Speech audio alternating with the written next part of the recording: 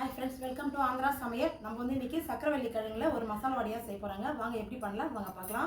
சக்கரவள்ளி கிழங்கு தோல் எடுத்துகிட்டு நல்லா துருவி எடுத்துருக்கேன். ஆனியன், இஞ்சி பூண்டு பேஸ்ட்டு, பச்சை மிளகா, கொத்தமல்லி, கருவேப்பிலை, உப்பு 1/2 ஸ்பூன், கடலை மாவு 1 கப் நல்லா மிக்ஸ் பண்ணிக்கலாம்.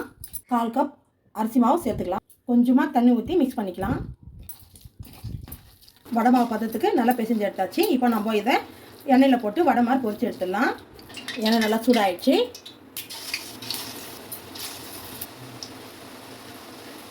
கொஞ்சம் லோ ஃப்ளேமாக வச்சு பொரிச்சு எடுக்கலாம். கொஞ்சம் நல்லா கலர் கோல்டன் ப்ரௌனில் நல்லா கலர் நல்லா வருது. சக்கரவள்ளி கிழங்கு வடை தயாராகிடுச்சுங்க. பிளேட்டிங் மாற்றிக்கலாம். சாதாரணமாக செய்கிற வடையோட இந்த சக்கரவள்ளி கிழங்கோட செஞ்ச வடை அவ்வளோ சூப்பராக இருக்குங்க. கண்டிப்பாக நீங்களும் ட்ரை பண்ணி பாருங்கள்.